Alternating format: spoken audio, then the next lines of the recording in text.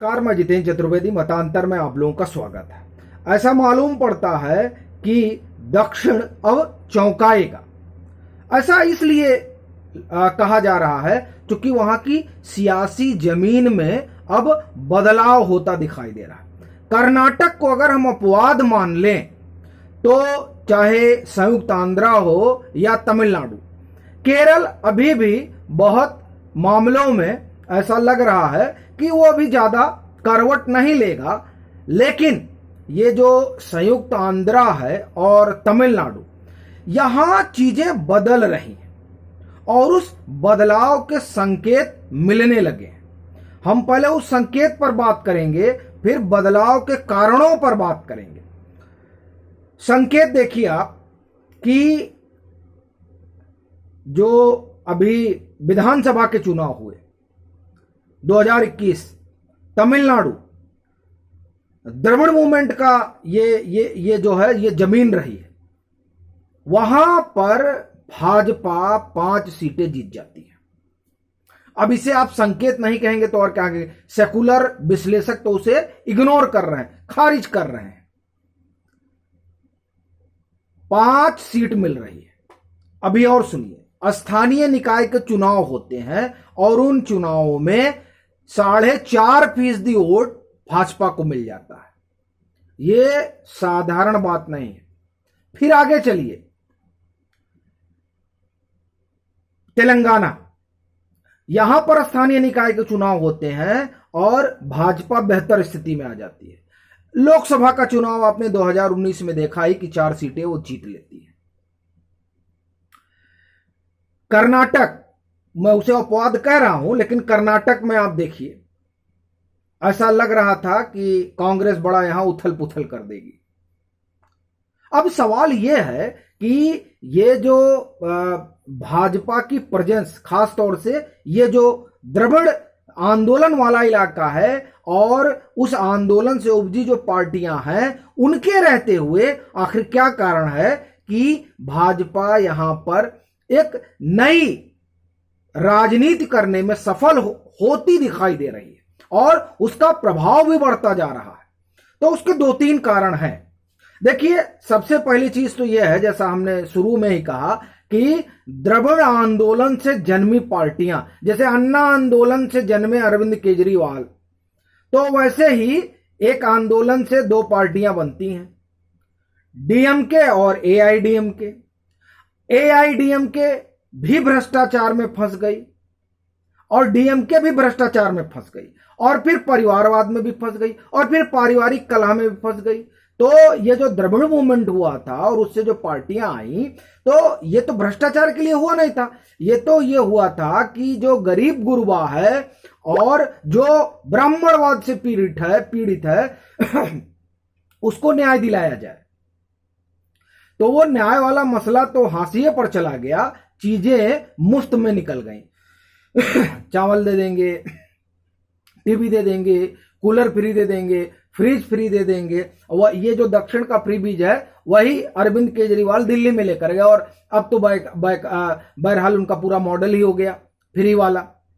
और उस मॉडल को देख के अब तेलंगाना वाला भी ले जा रहे हैं। अरे साहब, तमिलनाडु ही सीख लीजिए। दिलचस्प बात यह है कि जिस तमिलनाडु से ये मॉडल अरविंद केजरीवाल लेकर गए, अब उसी मॉडल को स्टालिन देखने दिल्ली चले जाते हैं।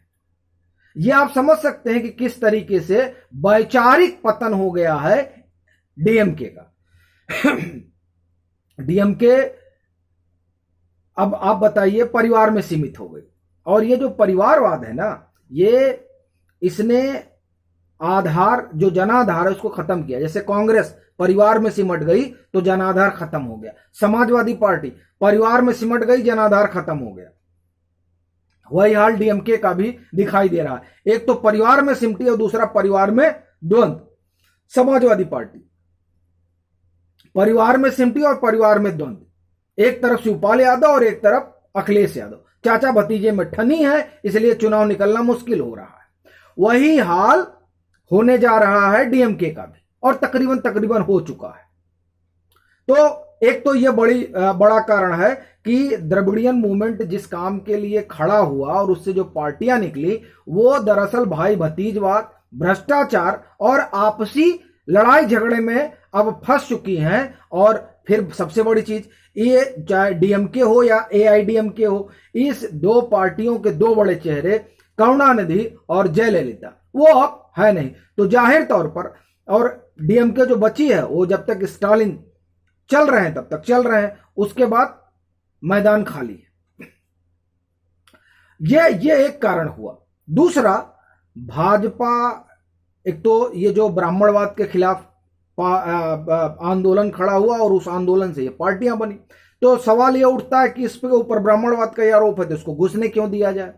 तो भाजपा ने पिछले 2 दशक में 3 दशक में बड़े ही करीने से अपनी इस छवि को तोड़ा, और खासकर जब नरेंद्र मोदी के नेतृत्व में सरकार आई भाजपा की केंद्र में, तो ये जो ब्राह्मणवाद वाली छवि है ये टूटी और ये हो गया कि साहब ये खाली ब्राह्मण और बनिया पार्टी नहीं है, ये सबकी पार्टी है। और फिर भाजपा ने क्या किया कि भाजपा और संघ ने इस बात को समझा कि दरअसल इनके बढ़ने में समस्या क्या आ रही है, तो उन्होंने लोकल लीडरशिप है वो उस समुदाय को देना शुरू कर दिया जो समुदाय दक्षिण में हाशिए पर है, बावजूद कि उसकी अपनी ठीक ठाक संख्या है। जैसे 50% ओबीसी है तेलंगाना में, लेकिन अगर आप राज्य में उनके हिस्सेदारी की बात करिए, सत्ता में, तो साहब मुख्यमंत्री तो बेल्ला कम्मा रेड्डी सीमे से हो रहा है, संयुक्त आंध्रा की अगर हम बात करें तो और उनको वहां हिस्सेदारी नहीं मिल रही है। जो प्राइम पोस्ट है वहां तक वो नहीं पहुंच पा रहे हैं, तो भाजपा उसको गढ़ रही है कि वो जो प्राइम पोस्ट है, जो सीएम की कुर्सी है, वहां तक इस 50% ओबीसी का लोग पहुंचे। इसके लिए बकायदे वहां की जो स्टेट लीडरशिप है वो ओबीसी के हाथों में दी जा रही है, वहां ओबीसी लीडरशिप डेवलप की जा रही है। जैसे आप देखिए जो अध्यक्ष बनाए गए, और फिर उसमें जो वहां डोमिनेंट बिरादरियां हैं, जो हैं तो संख्या बल में खूब, लेकिन राजनीतिक हिस्सेदारी उनकी भी हाशिए पर है। कापू के लक्ष्मण को उत्तर प्रदेश से भेजा गया राज्यसभा।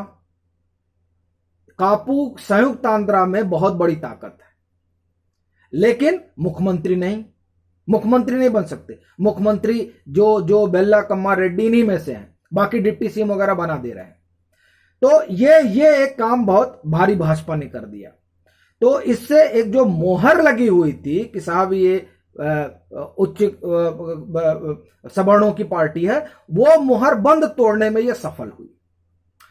और जो 2-3 चीजें काम की और जिसकी वजह से अब डर ज्यादा बढ़ गया है, तमिलनाडु हो, कर्नाटक हो, तेलंगाना हो, आंध्रा हो, और वो डर है। इसीलिए जो बात ये लोग कर रहे हैं वो है द्रविड़ियन आइडेंटिटी की। और वो डर क्यों ज्यादा बढ़ गया? एक तो सोशल इंजीनियरिंग हुई। डर बढ़ने का बड़ा कारण ज्ञानवापी शैव संप्रदाय का बड़ा प्रभाव है दक्षिण में। तमिलनाडु में नयनार संतों का सुनहरा इतिहास, और नयनार शैव संप्रदाय से जुड़े थे। अब आप सोचिए ज्ञानवापी मिलेगा किस तरह का जो है उफान आएगा। और कर्नाटक में तो आप जानते हैं लिंगायत शैव संप्रदाय। तो इसने जो है एकदम आप समझिए कि दक्षिण के सियासी लैंडस्केप को पूरा डगमगा दिया है। और यही डर है कि अब वहां द्रविड़ियन संस्कृति की बात की जा रही है, क्योंकि सोच रहे हैं, अब आप देखिए किस तरह से स्टालिन दिल्ली जाते हैं और दिल्ली में एआईडीएमके का दफ्तर और फिर तमाम द्रविड़ियन मूवमेंट से जुड़ी चीजें वहां होती हैं, उस पर किताब भी आती है, सोनिया गांधी उसका लोकार्पण भी करती हैं, ये तमाम चीजें हुई।